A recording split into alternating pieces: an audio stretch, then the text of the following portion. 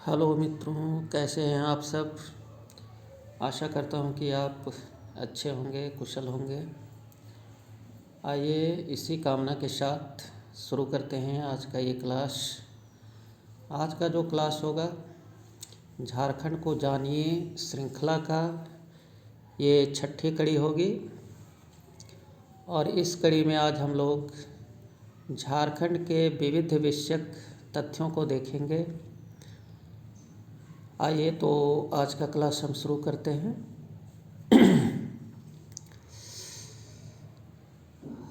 आज झारखंड से संबंधित एक विषय है अर्थव्यवस्था। तो आइए झारखंड की इकोनॉमी यानी अर्थव्यवस्था की हम बात करें। जैसा कि आप स्क्रीन पर देख रहे हैं, झारखंड का वास्तविक सकल राज्य घरेलू उत्पाद ये 6.8% है। 2018-19 का ये आंकड़ा है। अब सकल घरेलू उत्पाद किसे कहते हैं? सकल घरेलू उत्पाद, जिसे इंग्लिश में जीडीपी कहते हैं, ग्रॉस डोमेस्टिक प्रोडक्ट।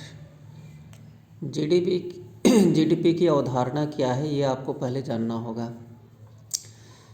जीडीपी किसी भी देश या राज्य की अर्थव्यवस्था मापने की एक इकाई है। इससे हमें पता चलता है कि राज्य या देश की अर्थव्यवस्था कैसी है। किसी भी राज्य या देश की सीमा के भीतर एक वर्ष में जितनी भी सेवाओं और वस्तुओं का उत्पादन होता है, उन वस्तुओं और सेवाओं के उत्पादन के कुल मूल्य को हम सकल घरेलू उत्पाद कहते हैं। और सकल घरेलू उत्पाद का मूल्य यदि अधिक है तो इसका सीधा अर्थ होता है कि अर्थव्यवस्था की सेहत जो है वो अच्छी है। और यदि इसका मूल्य कम है तो सीधा सा अर्थ होता है कि अर्थव्यवस्था की सेहत जो है वो अच्छी नहीं है। तो आप देख सकते हैं कि जो झारखंड का सकल घरेलू उत्पाद है वो 6.8%, मतलब जो इंडिया का जीडीपी है उसका 6.8% जो है जीडीपी में योगदान जो है वो झारखंड का है। नाम मात्र सकल राज्य घरेलू उत्पाद, तो इसमें जो है ये एक मेजरमेंट का तरीका है, वास्तविक और नाम मात्र। तो इसमें 10.4% योगदान है राज्य का, झारखंड का। पूरे देश की अर्थव्यवस्था में, पूरे देश की जो जीडीपी है उसमें 10.4% योगदान है। अब आइए इसकी वृद्धि दर की बात करें। सकल घरेलू उत्पाद में औसत वृद्धि दर जो है ये आंकड़ा 2011-12 का है। ये आंकड़े हमें अपडेटेड आंकड़े याद रखने चाहिए, परीक्षा के दृष्टि से ये बेहद इम्पॉर्टेंट होते हैं। इसके लिए आप प्रतियोगिता दर्पण का एक अर्थव्यवस्था, भारतीय अर्थव्यवस्था का अतिरिक्तांक आता है, एक्स्ट्रा इश्यूज आता है उसका, तो आप उसे ले सकते हैं। और उसमें ये सारे आंकड़े जो हैं आपको अपडेटेड मिलेंगे। आप यदि नई पुस्तक लेंगे तो उसमें अतिरिक्तांक यदि आपके पास नहीं होगी तो अपडेटेड आंकड़े होंगे उसमें। तो सकल घरेलू उत्पाद में औसत वृद्धि दर, जीडीपी में जो है वृद्धि दर जो है झारखंड में 5.8% है। तो ये बेहद कम है। देश का औसत लगभग 7-8% रहता है, जबकि हमारे झारखंड का जो औसत है वो देश के औसत से कम है। सकल घरेलू उत्पाद में औसत वृद्धि दर, ये क्वेश्चन जो है रिपीट है। इसके बाद है कि सकल घरेलू उत्पाद में आर्थिक विकास दर, तो ये 6.8% है। 18-19 का ये आंकड़ा है। 18-19 में जो है वार्षिक विकास जो है वो ज़्यादा है, 6.8% है, पहले 5.8% था। तो ये एक झारखंड के लिए सकारात्मक ये संदेश है, ये सकारात्मक जो है प्रतिफल है। यहाँ पर ये जीडीपी का बढ़ना एक अच्छा संकेत है। वित्तीय घाटा सकल घरेलू उत्पाद का वर्ष 2018-19 में, यहाँ पर देखिए घाटा जो है 2.26% है। तो जो सरकार का वित्तीय घाटा है, वित्तीय घाटा का सीधा सा अर्थ है कि आपकी आय कम है और व्यय ज़्यादा है। तो कितना घाटा हुआ है? 2.26%। मतलब कि आपकी आय 100 रुपया थी तो आपने 102.26 खर्च कर दिए। प्रति व्यक्ति आय चालू मूल्य पर झारखंड में प्रति व्यक्ति आय 83,513 रुपये है, जो ये बेहद कम है। प्रति व्यक्ति आय में वृद्धि दर, यहाँ पर जो प्रति व्यक्ति आय है उसमें हर साल 8.7% की वृद्धि होती है। प्रति व्यक्ति जो आय है उसमें वृद्धि दर 18-19 का ये आंकड़ा है, वो चालू मूल्य पर था। ये जो प्रति व्यक्ति आय है 18-19 का, वो चालू मूल्य पर था। ये सामान्य आकलन है 5.1%। सकल घरेलू उत्पाद में वृद्धि 2018-19 का है। अब ये सेक्टर वाइज जो है जीडीपी में कितनी वृद्धि हुई है 18-19 का ये डाटा दिया गया है। कृषि क्षेत्र में 3.8% की वृद्धि हुई थी 18-19 में। खनिज क्षेत्र में 7.6% हुई थी। विनिर्माण क्षेत्र माने मैन्युफैक्चरिंग का जो क्षेत्र है, उत्पादन का जो क्षेत्र है, तो उसमें 6.7%। और तृतीयक क्षेत्र के अंतर्गत सेवाएं आती हैं, सर्विसेज आती हैं, जैसे परिवहन सेवा है ना, तो ये 8%। सेवा क्षेत्र में जीडीपी की जो वृद्धि दर रही है 2018-19 में, वो मात्र 8% थी। अब बैंकिंग इंस्टीट्यूशन प्रति 1 लाख लोगों पर शाखा, तो हमारे झारखंड में प्रति 1 लाख की जनसंख्या पर 8.06%, मतलब 1 लाख की जनसंख्या पर लगभग 8 बैंक जो है हमारे झारखंड राज्य में हैं। तो इस तरह से ये हमारे झारखंड राज्य की जो है आर्थिक व्यवस्था जो है उसकी सेहत कैसी है, ये इन तथ्यों से पता चलता है। और ये डाटा जो है वो आप अपडेटेड डाटा याद रखें, और परीक्षा के दृष्टि से यदि आप अद्यतन डाटा देखना चाहते हैं तो जैसा कि मैंने सलाह दी कि आप भारतीय अर्थव्यवस्था का, प्रतियोगिता दर्पण का, या किसी का, बहुत से प्रकाशन इसको निकालते हैं, जैसे क्रॉनिकल, सिविल सर्विसेज क्रॉनिकल का भी आता है, बहुत से सामान्य प्रकाशन भी निकालते हैं अपना वार्षिकांक, तो उसमें आप देख सकते हैं। बहुत से समसामयिक जो है घटनाओं के पत्र पत्रिकाएं होती हैं, उनमें भी ये आपको डाटा जो है अपडेटेड मिलेंगे। तो किसी एक आप जो है पत्रिका को, जो प्रतियोगिता परीक्षा की पत्रिकाएं होती हैं, मंथली होती हैं, वो ज़रूर पढ़ें। उसमें आपको ये डाटे जो है बिल्कुल अद्यतन मिलेंगे, अपडेटेड मिलेंगे। अब अगला विषय हम लेते हैं झारखंड का। झारखंड में विद्युत की क्या स्थिति है, यहाँ पर इलेक्ट्रिसिटी की क्या स्थिति है। तो झारखंड में कुल स्थापित बिजली उत्पादन क्षमता जो है 1762 मेगावाट है। यहाँ पर जितने भी बिजली उत्पादन करने के यूनिट स्थापित हैं उस 1762 मेगावाट बिजली का उत्पादन करते हैं। हमारे झारखंड में पतरातू है, चंद्रपुरा है, तेनूघाट है। तेनूघाट डीवीसी के अंतर्गत है। तो ये सब जगहों पर जो है उत्पादन होता है बिजली का। अब राज्य सरकार कितना उत्पादन करती है, तो 554 मेगावाट। सेंट्रल माने केंद्र सरकार के बहुत से यूनिट हैं यहाँ पर, तो वो यूनिट कितने उत्पादन करते हैं, 457.74 मेगावाट। निजी जो कंपनियां हैं वो कितना मेगावाट बिजली, रिलायंस का जैसे है हमारे यहाँ कोडरमा ज़िले में, तो वो जो है 753 मेगावाट जो है बिजली उत्पादन करते हैं। हमारे यहाँ कोयला को जला करके कितनी बिजली पैदा की जाती है? कोयला को जला करके जो बिजली पैदा की जाती है उसे हम ताप विद्युत कहते हैं, थर्मल पावर कहते हैं।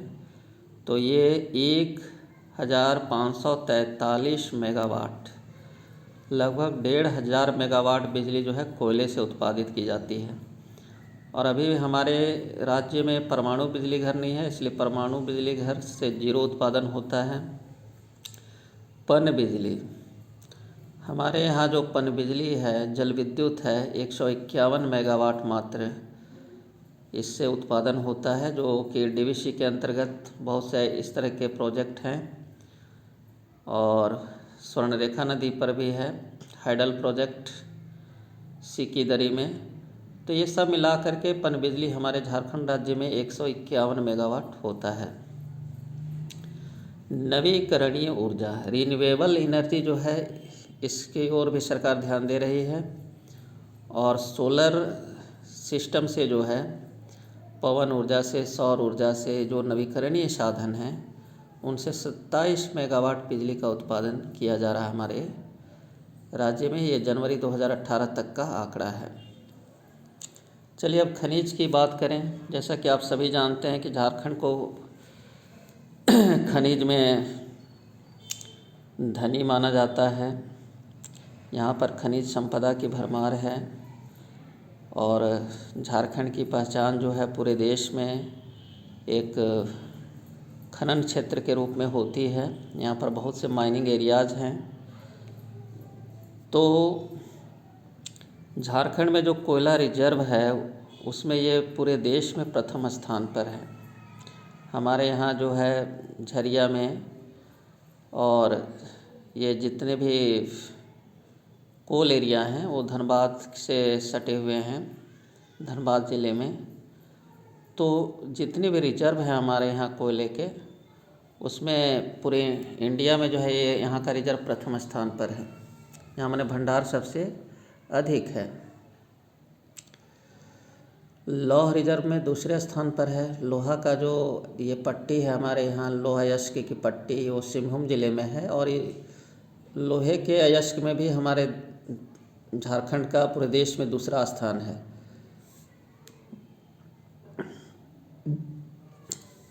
ताम्र अयस्क और अब्रक रिजर्व में तीसरे स्थान पर है। हमारे यहाँ तांबा का अयस्क और अब्रक कोडरमा ज़िले में निकाला जाता है। और ताम्र अयस्क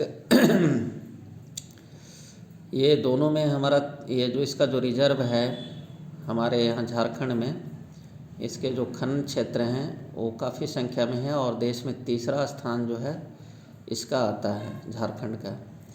बॉक्साइट रिजर्व में हम 7वें स्थान पर हैं। बॉक्साइट लोहरदगा के आसपास इसके खनन क्षेत्र हैं और ये पूरे देश में 7वां स्थान रखता है यहाँ का जो बॉक्साइट रिजर्व है।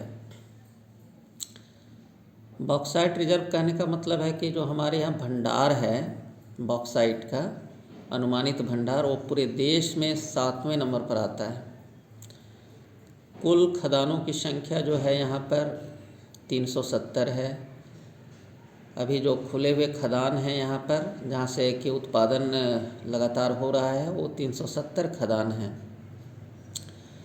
24 ज़िलों में लगभग 10 ज़िलों में खदानें हैं। हमारे यहाँ 24 ज़िले हैं, उसमें 10 ज़िलों में ये माइनिंग सेक्टर हैं, जो कि कुल रिजर्व का 93% है। 10 ज़िला में ही जो है कुल रिजर्व का 93% है। सबसे ज़्यादा रिजर्व जो है धनबाद में। मैंने पहले भी चर्चा किया कि जितने भी कोल एरियाज हैं, कोयला के खनन क्षेत्र हैं, वो धनबाद के आसपास केंद्रित हैं। अब आते हैं कि उद्योग की बात करते हैं। तो भारत में पहला तांबा उद्योग की स्थापना 1924 में घाटशिला में हुई थी। ये बेहद इम्पॉर्टेंट प्रश्न है परीक्षा की दृष्टि से। जो ताम्र उद्योग है वो हमारे यहाँ घाटशिला में है। घाटशिला जो है वो ये सिंहभूम ज़िले में पड़ता है और 1924 में वहाँ पर उत्पादन शुरू हुआ था और ये भारत का पहला तांबा उद्योग है। घाटशिला जो है वो पश्चिम सिंहभूम ज़िले का एक अनुमंडल है और ये तांबा उद्योग के लिए पूरे झारखंड में जाना जाता है। पूर्वी सिंहभूम के जमशेदपुर में TISCO Tata iron and steel company है, जिसका नाम अब टाटा स्टील हो गया है। पहले टिस्को था, अब टाटा स्टील। तो इसकी स्थापना 1907 में हुई थी। ये जमशेदपुर में है। बोकारो लौह प्लांट जो है, इसकी स्थापना 1964 में हुई थी। तृतीय पंचवर्षीय योजना के अंतर्गत इसकी स्थापना की गई थी। झारखंड सरकार आदित्यपुर में एक आईटी पार्क एवं एसटीपीआई की स्थापना हेतु योजना बना रही है। तो ये भी बेहद इम्पॉर्टेंट है कि कहाँ पर आईटी पार्क बनाया जा रहा है झारखंड में। तो आदित्यपुर जो है ये जमशेदपुर के पास का एक शहर है और वहाँ पर इंफॉर्मेशन टेक्नोलॉजी की पार्क की स्थापना की जा रही है आईटी सेक्टर को बढ़ावा देने के लिए। आदित्यपुर में पब्लिक और प्राइवेट मॉडल के तहत जो है पार्टनरशिप, पीपीपी का मतलब होता है प्राइवेट पब्लिक पार्टनरशिप, मतलब कि निजी और सरकार की भागीदारी से एक ऑटोमोबाइल विक्रेता की स्थापना की जाएगी। वहाँ पर एक ऑटोमोबाइल ये उत्पादन के लिए एक स्थापना की जा रही है आदित्यपुर में। चलिए अब आगे आते हैं झारखंड के कृषि क्षेत्र। झारखंड जो है खनन के बाद यहाँ का मुख्य जो पेशा है लोगों का वो कृषि है। तो कृषि एवं संबद्ध क्षेत्र का जीडीपी में योगदान 11% है और खरीफ फसल के तहत कुल क्षेत्र जो है यहाँ पर 60% है। ज़्यादातर यहाँ पर धान की फसल होती है, खरीफ की फसल होती है और जो कुल क्षेत्रफल है यहाँ का कृषि योग्य भूमि उसमें 60% एरिया में धान होती है। दूसरा सबसे बड़ा क्षेत्र मक्के की खेती के उपयोग में लाया जाता है, मतलब कि मुख्य फसल धान है, इसके बाद मक्का है और रबी फसल के तहत कुल क्षेत्रफल 20% है। मतलब जितना कृषि योग्य भूमि है उसके 20% भाग पर ही रबी फसल की जाती है, क्योंकि रबी फसल के लिए सिंचाई की आवश्यकता होती है और सिंचाई सुविधाएं हमारे झारखंड में उतना नहीं है। झारखंड लोक प्रतिनिधित्व, तो इसकी चर्चा हम पूर्व के एपिसोड में कर चुके हैं, इसलिए हम आगे बढ़ते हैं। इसके बाद है झारखंड वन और वन्यजीव अभयारण्य। तो ISFR ये वनों का एक रिपोर्ट प्रकाशित करता है हर वर्ष। 2019 ईस्वी में जो है 23,611 वर्ग किलोमीटर जो है हमारे यहाँ वन थे।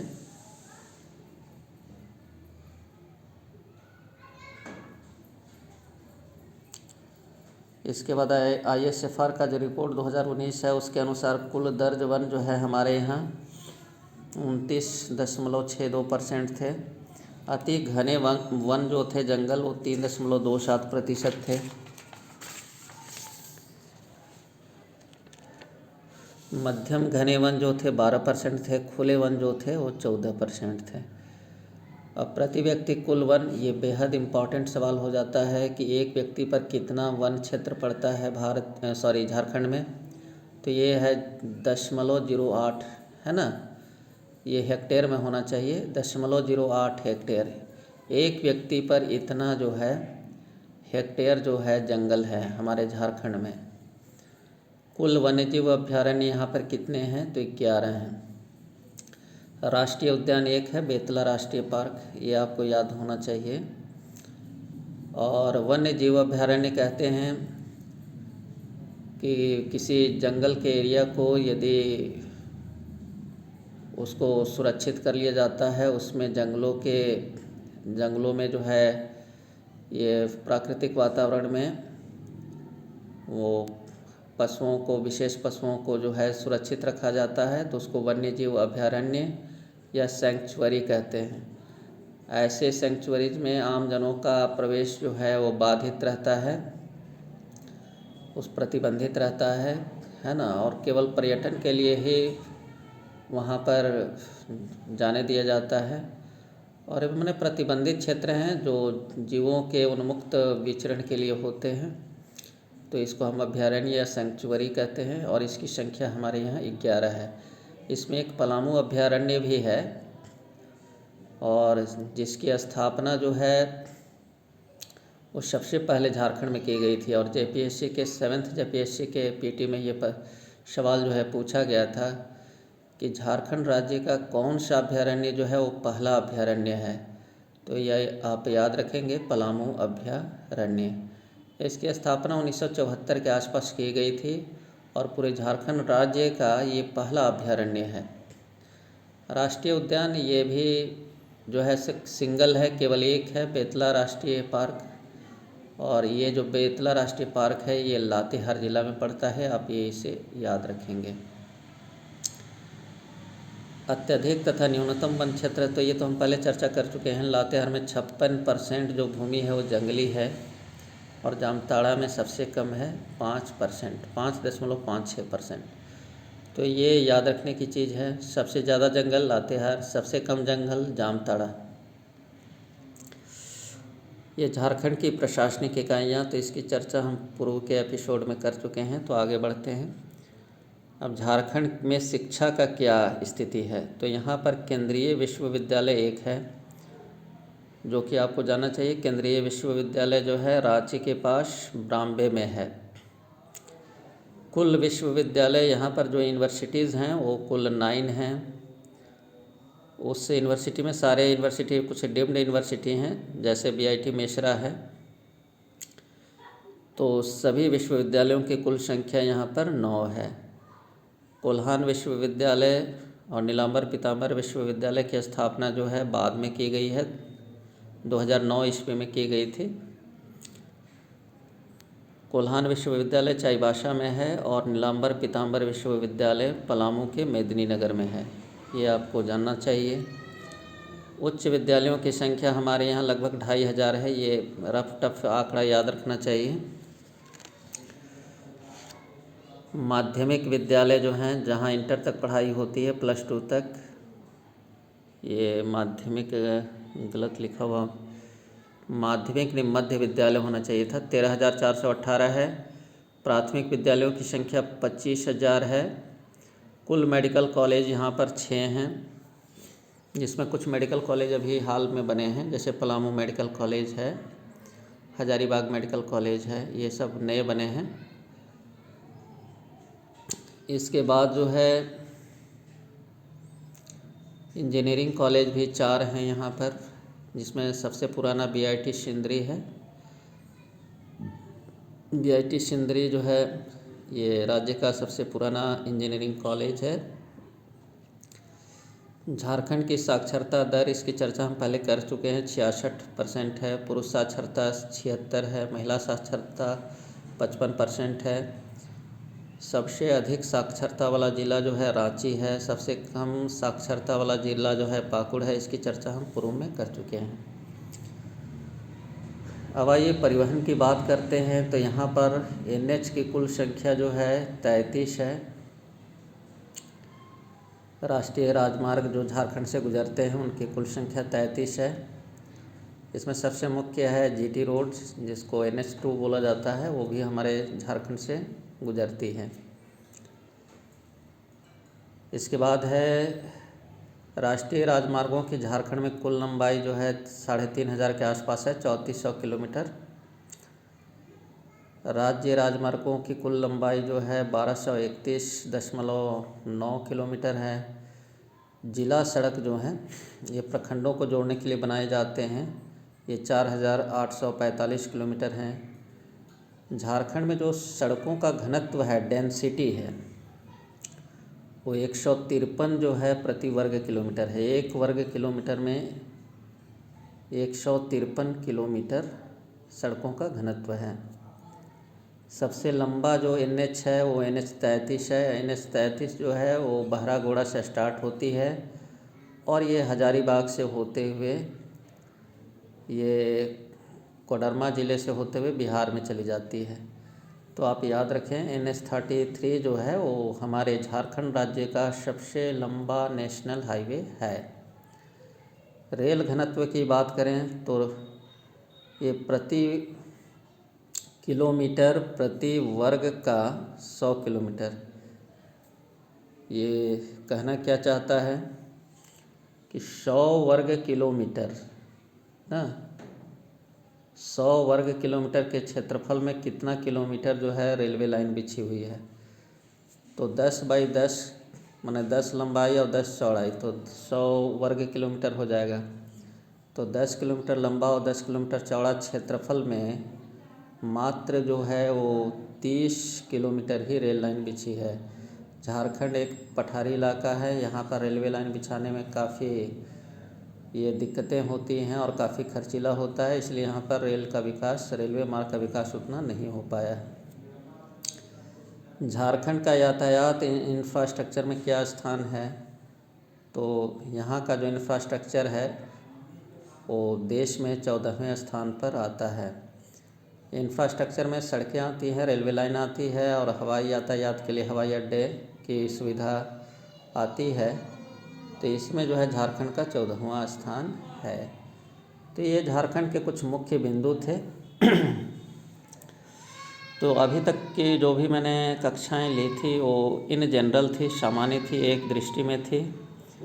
अब अगले दिन से मैं किसी विषय को लेकर के आऊँगा, जैसे झारखंड का भूगोल, झारखंड का इतिहास, झारखंड में राज्य सरकार की योजनाएं, जो भी JSSC CGL के लिए जो सिलेबस में महत्वपूर्ण होंगे टॉपिक, उन टॉपिकों को लेकर के हम आपके बीच उपस्थित होंगे।